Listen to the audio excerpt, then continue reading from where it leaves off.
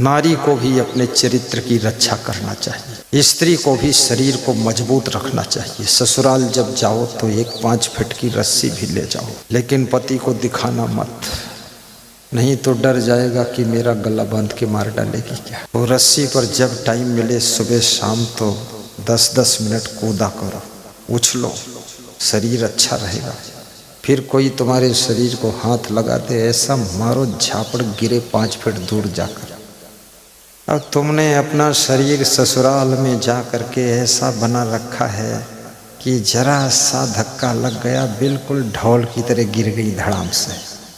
शरीर को मजबूत रखना चाहिए नारी को। रानी लक्ष्मीबाई ने 500 अंग्रेजों को मौत के घाट उतार दिया था, उसके बाद उन्होंने अपना शरीर छोड़ा था।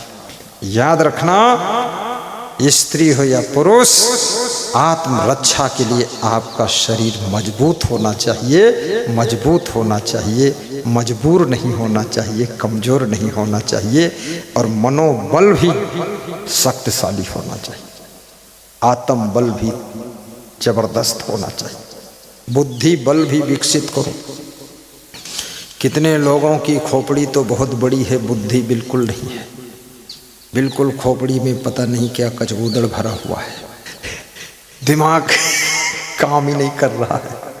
बुद्धि से काम लोगे तो बुद्धि बढ़ेगी, बुद्धि से काम नहीं लोगे तो बुद्धि धीरे धीरे घटेगी, और शरीर से काम लोगे तो शरीर शक्तिशाली रहेगा, और शरीर से काम नहीं लोगे शरीर धीरे धीरे बहुत कमज़ोर हो जाएगा। याद रखना, वाणी से बोलना बंद कर दोगे तो एक दिन ऐसा आएगा तुम बोल ही नहीं पाओगे, और बोलते बोलते बोलते रहोगे तो एक दिन बहुत बढ़िया बोलने लग जाओगे। आँखों से देखना बंद कर दोगे तो आँखें एक दिन देखना खुद ही बंद कर देंगी।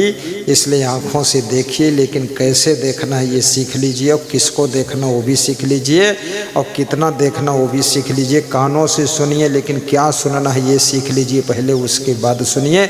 मुँह से बोलना है, लेकिन क्या बोलना है, किससे बोलना है, कब बोलना है, कितना बोलना है, और कब चुप हो जाना ये भी सीख लीजिए, तब बोलना शुरू करिए। हाथों से कर्म कीजिए, लेकिन क्या कर्म करना, कौन कर्म करना, कितना कौन कौन सत्कर्म करना है, धर्म कर्म करना है। पाँवों से चलना सीख लीजिए, लेकिन ये भी सीख लीजिए कि मंदिरालय जाना है पाँव से चलकर के मंदिर जाना है, ये सीख लीजिए। अगर ये नहीं सीखा तो आपके पाँव आपको मंदिरालय में पहुंचा देंगे, मंदिर में नहीं पहुंचाएंगे। अगर ये सीख लिया कि पाँव किधर चल के जाना चाहिए, माल ममोरी जाना चाहिए, सत्संग में जाना चाहिए, तो आपके पाँव सत्संग में पहुंचा देंगे, और फिर आपकी जिंदगी सबसे निराली हो जाएगी, सुख शांति की प्याली हो जाएगी, और घर में रोज दिवाली हो जाएगी।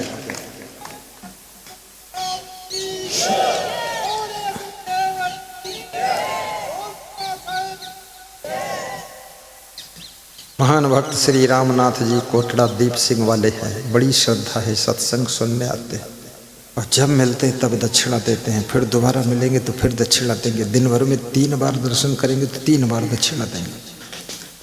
ऐसा नहीं सोचते जब विदा होंगे तब देंगे, बोले देते ही रहो, दर्शन करते ही रहो। जो श्रद्धा है, ऐसा श्रद्धावान व्यक्ति।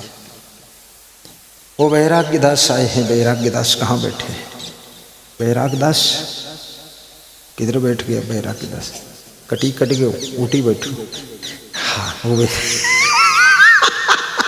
मैं भी थोड़ा मालवा भाषा बोल देता हूँ, राजस्थानी 2-4 चीज़ें सीख लिया हूँ, कटी उटी अटी एलाडी पेलाडी मेलाडी वोलाडी।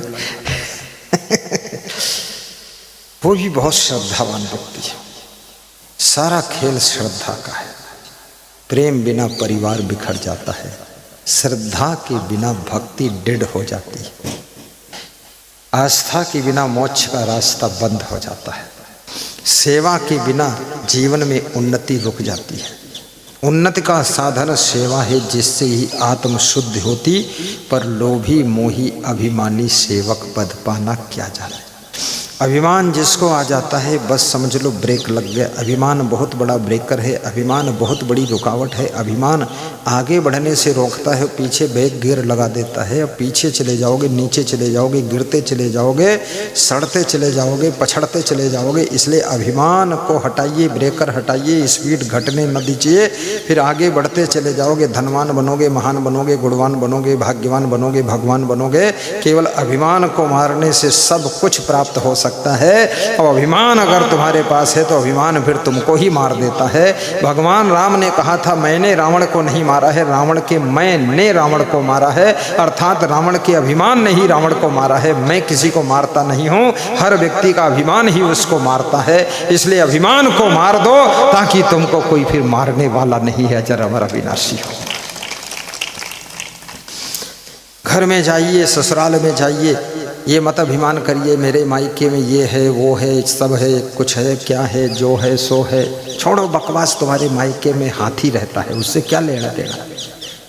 ससुराल में जो है यहाँ बढ़ाइए, उन्नति कीजिए, विकास कीजिए। तुम्हारे भाग्य में तो ऐसी ही ससुराल थी, ऐसा ही पति था, ऐसा ही घर था, ऐसा ही बर था, ऐसी ही सासू थी। इसको अच्छा बनाइए, सुंदर बनाइए, मायके से टॉप बनाइए।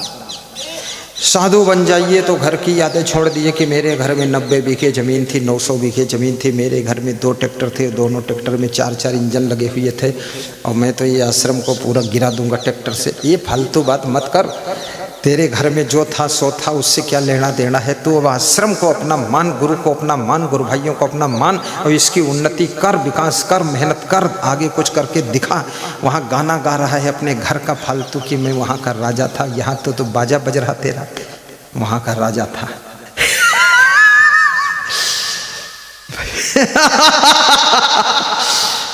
कोई अभिमान करने की जरूरत नहीं है, क्योंकि जो जो चीज़ें हमारे पास में हैं ये सब नश्वर चीज़ें हैं, क्षणभंगुर चीज़ें हैं, सब खोने वाली चीज़ें हैं, हटने वाली चीज़ें हैं, छूटने वाली चीज़ें हैं। ये कोई चीज़ें हमारे पास में परमानेंट रहने वाली नहीं है, ये सब चीज़ें टेम्परेरी है। आपको बुद्धि मिली है वो भी बुढ़ापा आने पर घटना शुरू हो जाती है, वापस लौटना शुरू हो जाती है। आँखों की ज्योति मिली है वो भी बुढ़ापा आने पर ज्योति भी खोना शुरू हो जाती है, वाणी भी बंद होने लग जाती है और कान सुनना कब करने लग जाते हैं, हाथों से काम भी कम होने लग जाता है, पैरों से चलना कम होने लग जाता है, शरीर में जितना बल था, बुद्धि थी, सब घटने लग जाती है। तो अभिमान किस चीज़ का करोगे। एक दिन ये शरीर भी मर जाता है, मृत्यु को प्राप्त होता है, बीमार होता है, हॉस्पिटल जाता है, सब नलियाँ नाक में घुसेड़ करके ऑक्सीजन दी जाती है और फिर अचानक एक दिन खबर आ जाती है कि उनका निधन हो गया, वो मर गए, वो चले गए, दुनिया छोड़ गए। क्या हुआ।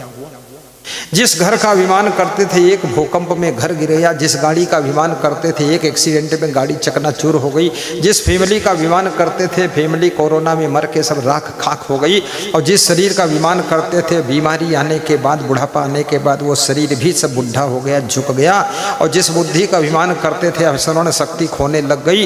इसलिए याद रखना, अभिमान करने योग्य तो कुछ है नहीं, लेकिन जितना बड़ा अज्ञान होता है उतना बड़ा अभिमान होता है। जब अज्ञान दूर होता है उसके साथ में अभिमान भी दूर हो जाता है। अज्ञान की छाया अभिमान होता है, और जहाँ ज्ञान होता है वहाँ अभिमान नहीं होता है, जहाँ अभिमान होता है वहाँ अज्ञान होता है, और अज्ञान से ही अभिमान का जन्म होता है। इसलिए ज्ञानी की पहचान है सबसे पहले ज्ञानी अमानी हो जाता है, निर्मानी हो जाता है, विनम्र हो जाता है, और विनम्रता ही ज्ञान का परिभाषा है कि इसको ज्ञान हो गया है।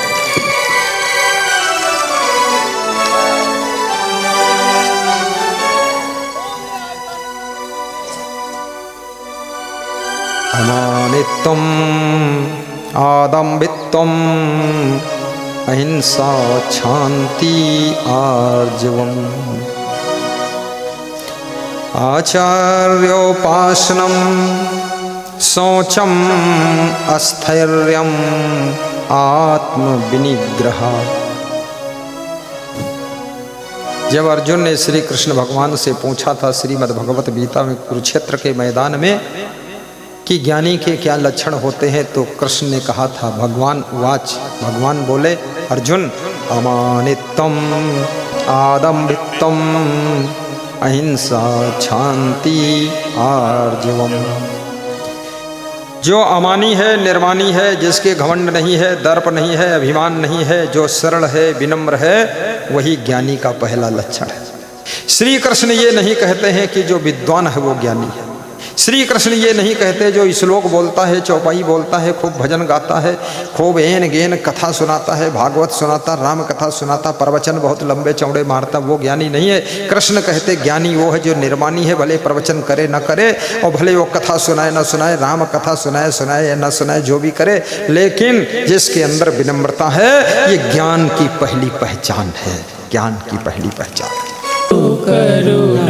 शक्कर में मिठास का गुण ना होता तो क्या चींटी शक्कर के कण को मुंह में दबाकर उठाकर अपने घर नहीं ले जाती।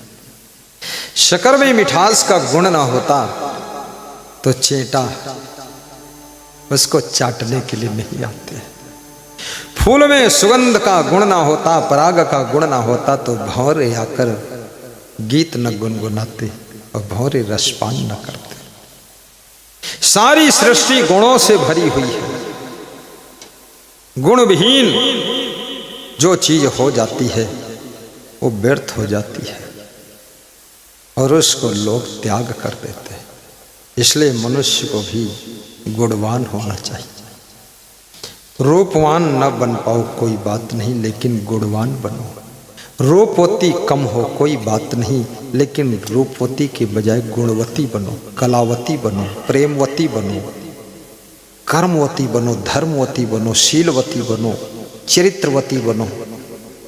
इससे बड़ी क्या सुंदरता होगी। गुणवान बनो। गुण के ग्राहक सहस्र नर, बिन गुण लहे न कोई। जैसे कागा कोकिला, शब्द सुने सब को। आपकी पत्नी जब मायके चली जाती है 10 दिन की छुट्टी लेकर के, तब तुम उसको क्या याद करते हो? उसके गुणों को याद करते हो, उसकी कलाओं को याद करते हो कि वाइफ थी तो घर में गंदगी नहीं मिलती थी, हर समय घर साफ रहता था, झाड़ू लग जाता था। वाइफ थी समय पर नाश्ता भोजन चाय पानी सब मिल जाता था। जिस दिन से गई है उस दिन से यहाँ घर में तो सब बंटा ढार हो गया है। गुण ही उसके याद आते हैं। इसलिए अपने भीतर गुणों को विकसित कीजिए। साधु जीवन में भी तो गुणों का ही महत्व है। मानुष तेरा गुण बड़ा, मानस न आवे काज। हाण न होते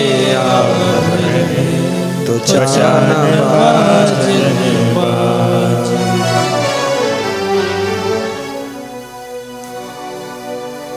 गुण का ही मूल्य है, गुण की ही कीमत है, गुणों का ही महत्व है, गुणों का ही आदर है।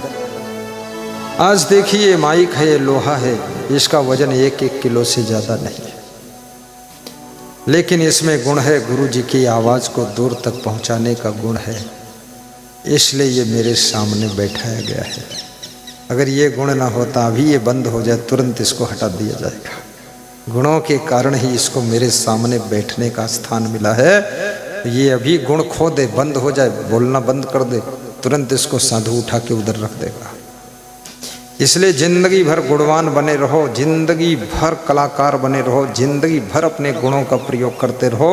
गुणों से ही तुम्हारा आदर होगा, गुणों से ही सम्मान होगा, गुणों से ही तुमको लोग पुकारेंगे, याद करेंगे।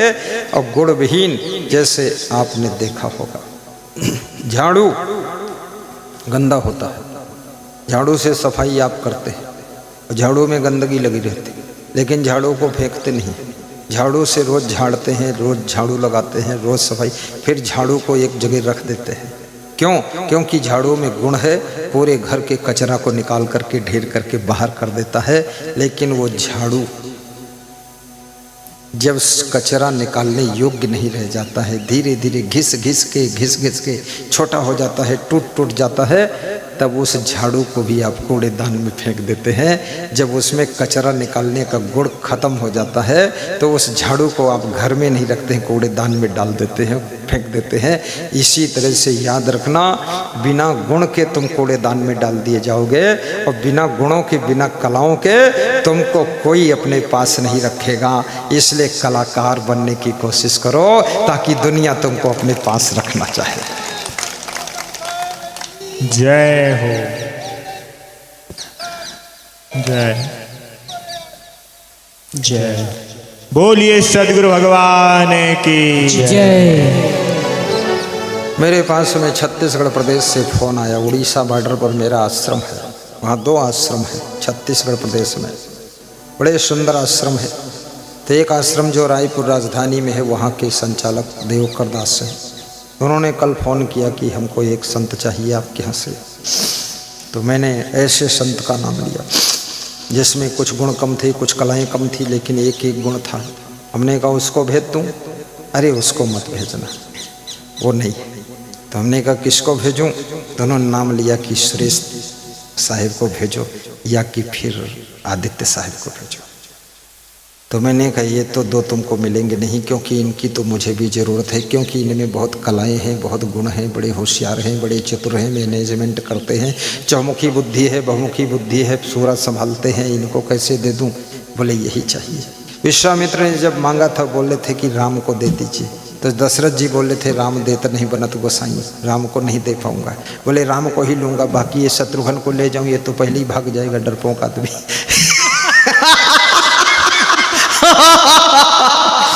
तो हर व्यक्ति क्वालिटी चाहता है, एबिलिटी चाहता है, कैपेसिटी चाहता है हर व्यक्ति।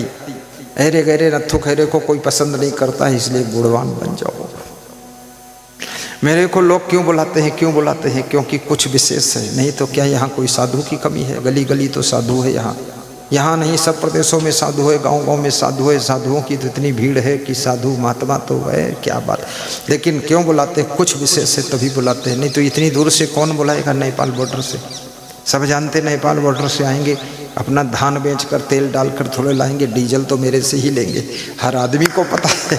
लेकिन फिर भी सोचता है अरे भले मैं सोयाबीन बेचकर दे दूं, ठीक है, लहसुन बेचकर दे दूंगा, वेतन दे दूंगा, लेकिन बुलाऊंगा संगदेव को नेपाल बॉर्डर से, उनका प्रवचन कराऊंगा, क्योंकि उनमें दम है, जो हमारे दम को भी दमादम बना देंगे, उनको बुला, इसलिए बुलाते लोग। अभी मैं गुण विहीन हो जाऊं, कला विहीन हो जाऊं तो कौन बुलाएगा? कोई नहीं बुलाएगा। इसलिए साधु को भी गुणवान बनना चाहिए, कलाकार बनना चाहिए, साधु को भी योग्य बनना चाहिए, साधु भी होशियार होना चाहिए। ऐसे भांगड़ो ना साधु मत बनो कि कमंडल का ढक्कन भूल कर आओ प्रेमपुरा में ढूंढो, माल भमोरी में कमंडल छोड़ दो, मांगरोल में ढूंढो हमारे घर में। ऐसे नहीं, होशियार साधु, एकदम चंगा साधु, बुद्धिमान साधु बनो, साफ सुथरा साधु रहो, काम भी करो, लाश की तरह मत घूमो। जैसे चल रहे हैं, जैसे ऑपरेशन करा के आए हुए हैं कहीं से, धीरे धीरे धीरे धीरे, बुढ़े बुढ़े, झुके झुके झुके झुके, अब गिरे तब गिरे, कभी नहीं गिरे फिर पहुंच गए। क्या नौटंकी बना। टेढ़े टेढ़े मत चलो, सीधा चलो, दमादम मस्त कलंदर तुम्हारा पहला नंबर, ऐसा होना चाहिए। मैंने राम कुंवर मीणा से पूछा कि जब पहले आप मिले थे 20 साल पहले, तब से अब में मेरे में कुछ अंतर? बोलिया कोई खास अंतर नहीं, बात तो सब वैसे दिख रही है, वैसे ही आप दमादम रहते हैं। तो हमने कहा ठीक है। ज़्यादा खाना भी नहीं चाहिए, ज़्यादा खाने से मनुष्य बिल्कुल मिट्टी का ढेर हो जाता है। कम खाइए। देखिए आपको छोटा फार्मूला बताता हूँ, अगर 3 रोटी खाते हो, आज से 2 रोटी खाना हो, 1 रोटी जो 5 रुपये की बचेगी वो 5 रुपये दान देना। कहोगे दान कैसे करें हम? 62 10 21 पे फ़ोन नंबर में रोट डाल दो। शाम को 1 रोटी कम खाओ तो फिर 10 रुपये दान डाल दो, 20 रुपये दान डाल दो, 100 रुपये दान डाल दो। जितना दान करोगे उतना ज़्यादा तुम्हारा ज्ञान भी बढ़ेगा। दान करने से दरिद्र घर का मिटता है, दान करने से दुख भी मिटता है, दान करने से मनोकामना पूर्ण होती है।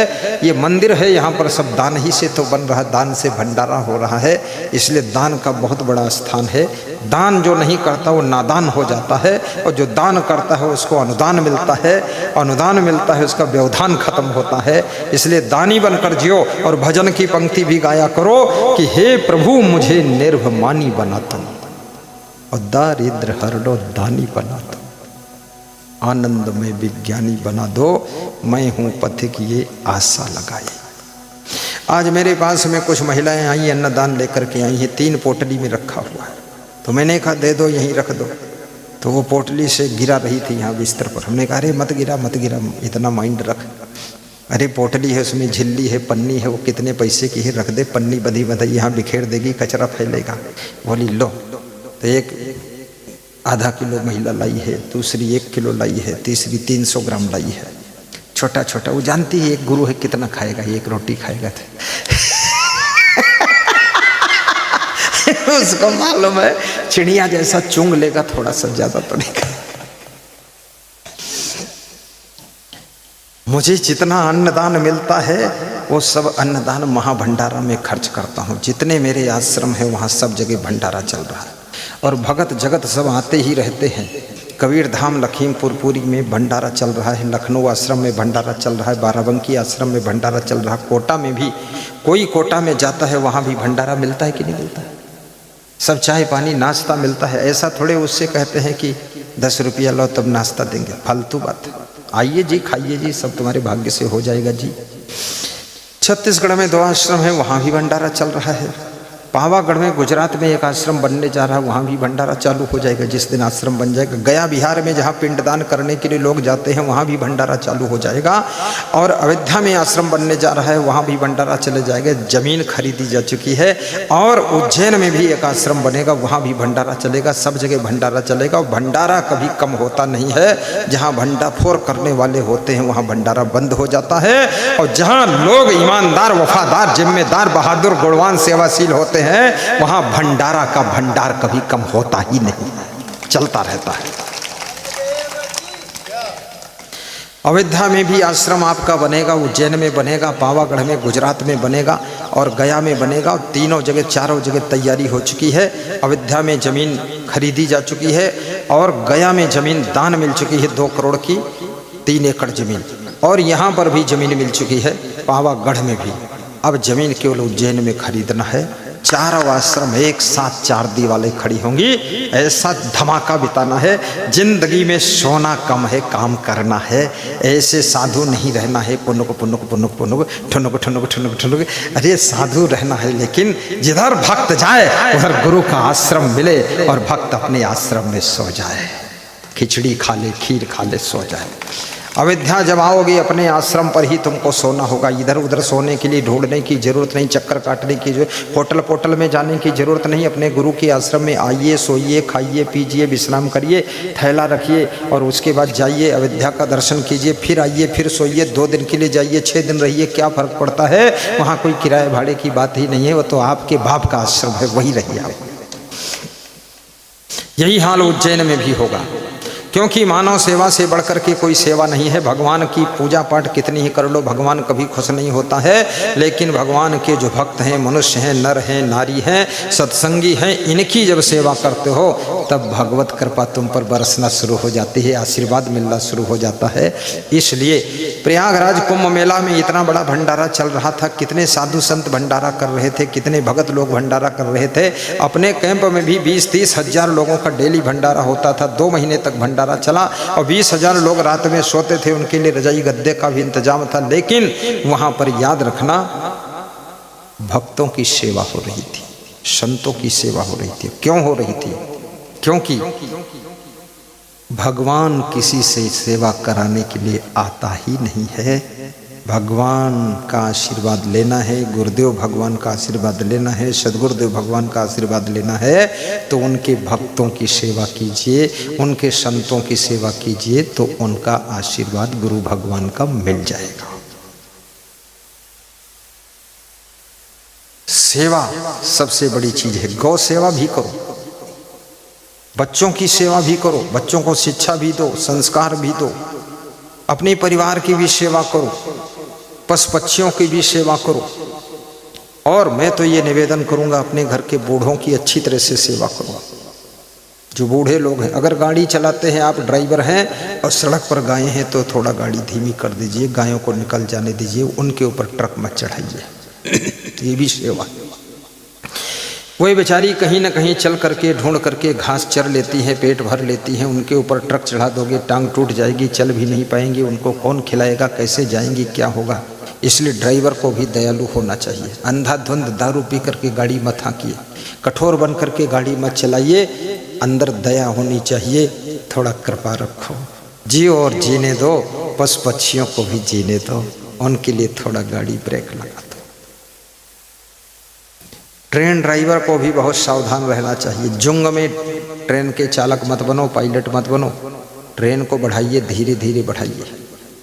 स्टेशन से ट्रेन तुमने छोड़ा, एकदम पिकअप ले लिया और स्पीड से पकड़ा दिया गाड़ी, कोई पिछड़ गया, लटकने लगा, बैठने लगा, चढ़ने लगा, गिर गया, खसक गया, मर गया, टांग कट गई, जिंदगी बर्बाद कर दी तुमने। बहुत काबिल बनते हो तुम, तेरा बाप ही खिसक जाएगा, कट जाएगा तो क्या होगा। इसलिए धीरे से गाड़ी देंगे, धीरे धीरे बढ़े। और बड़ा विचारहीन काम नहीं होना चाहिए। ऑटोमेटिक सब गेट होना चाहिए, ऑटोमेटिक सिस्टम होने चाहिए। जब प्लेटफार्म पर ट्रेन पहुंचे तभी गेट खोलना चाहिए, बीच में कोई चोर चंडाल घुस ही न सके। और प्लेटफार्म पर जब गाड़ी के गेट बंद हो जाए तभी गाड़ी आगे बढ़ाना चाहिए। जब तक गेट बंद नहीं होंगे, गेट खुला रहेगा, ऑटोमेटिक ट्रेन आगे बढ़ेगी ही नहीं। ऐसा सिस्टम रिसर्च करके उसमें लगाना चाहिए ताकि कोई कटे मत, मरे मत। पता नहीं कौन दिव्य आत्मा है जो गिर गई, मर गई, कट गई, वो संसार के लिए, देश के लिए कितना बड़ा कुछ कर सकती थी, उसको मार डाला तुमने। ट्रेन के डिब्बों में चोर चंडाल घुस न सकें, उसमें सीसीटीवी कैमरे लगा दीजिए। कोई की चैन खींच रही, कोई का मोबाइल खींच रहा है। तुम इतने बुद्धिमान हो, लोकसभा में बैठते हो, वहाँ डिसीजन लेते हो, विधानसभा में बैठ करके रोज मीटिंग करते हो, क्या करते हो, सेटिंग कर दो ना, मुझसे पूछ लो, मैं बता दूं, ऐसे कर दो, वैसे कर दो, कैसे कर दो, चोर चंडाल के ऐसी तैसी कर दो। हाँ, ये विवेक होना चाहिए, सब कंट्रोल हो जाए मामला। और हर ट्रेन के डिब्बे में एक एक पुलिस सिपाही बिठा दो, 10 रुपये का टिकट बढ़ा दो। क्या फ़र्क है, किसी की चैन नोच गई, 35,000 की चली गई, किसी का मोबाइल लोग खींच करके ले करके भाग गए, 50,000 का मोबाइल चला गया। इससे बेहतर है 10 रुपये हट। एक डिब्बे में 70-80 लोग बैठते हैं, 10 रुपये बढ़ा दोगे, 800 रुपये बढ़े। 800 रुपये में एक सिपाही का वेतन निकल गया। और दिन भर में कितनी सवारी बैठेंगी, 800 की बजाय उसमें तो 2800 आ जाएंगे। एक गन ले करके बस तैनात है और CCTV कैमरा लगा। खबरदार, अगर चैन खींच लिया तो टांग में गोली मार दूंगा। कोई चैन नहीं खींचेगा, मोबाइल नहीं खींचेगा। सब जगह व्यवस्था अच्छी बनाने की जरूरत है। याद रखना, कड़ाई के बिना बढ़ाई नहीं हो सकती है। परस्पर प्रेम से भी रहना सीखो, परिवार की परवाह भी करो। जिस परिवार में परवाह नहीं वो परिवार बिखर जाता है, और जिस परिवार में एक दूसरे की सब परवाह करते हैं उस परिवार की वाह वाह होती है। और जिसकी वाह वाह है वही परिवार है, और जहाँ परवाह है वही वाह वाह है। और याद रखना, अगर परिवार के सदस्यों की तुमको फिक्र नहीं है तो आप एक साथ जरूर रहते हैं, लेकिन आपका मन टूट चुका है। इसलिए एक दूसरे की चिंता भी होना चाहिए कि हमारे ससुर जी ने भोजन किया कि नहीं किया, बच्चों ने भोजन किया कि नहीं किया, वाइफ ने नाश्ता किया कि नहीं किया। पूछते क्यों नहीं हो, सोचते क्यों नहीं हो, जांचते क्यों नहीं हो, देखते क्यों नहीं हो। किसी ने नाश्ता कर लिया हो तो भी पूछ लो तो उसका मन भर जाता है। नाश्ता से तो पेट भरता है, लेकिन पूछने से मन भर जाता है। ये विवेक रखो। आप अपने बाप से रोज पूछ लीजिए, पिताजी कुशल मंगल हो, कोई ज़रूरत है क्या, नाश्ता किया नहीं किया, भोजन किया। पिता का दिल गदगद हो जाता, कम से कम हमको पूछते तो है सही। पूछना बहुत ज़रूरी होता। हमारे साथ में इतने साधु संत हैं, लगभग मैं सबको पूछ लेता हूँ, आपने खाया कि नहीं खाया, आपके पास ये है वो है कि नहीं है, क्या है सो है जो है। तो सब संत खुश हो जाता है, गुरुजी मेरा ख्याल रखता है। और कुछ पूछो ही मत, ये जलेबी खाए तो भी मुंह ऐंठता रहेगा कि हाँ भैया तो ऐसे ही पड़े रहो, बस खाते रहो भूसा जैसे। तो पूछना चाहिए, अपने पति से पूछो कि आज रोटी कम क्यों खाया, कल 2 खाए थे आज 1.5 खाया, कोई तबीयत खराब है क्या। पति बोलेगा नहीं तबीयत ठीक है, तो बोले कम क्यों खाया, फिर कम इसलिए खाया हूँ कि दुकान से समोसा खा के आया।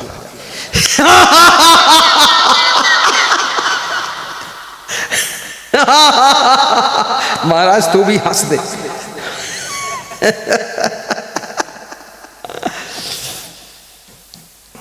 ऐसे हमसे कोई संत लोग मिलते, हम पूछ लेते कुशल मंगल तो है साहब। संत लोग हमसे भी पूछ लेते हैं, साहिब जी ठीक है आप।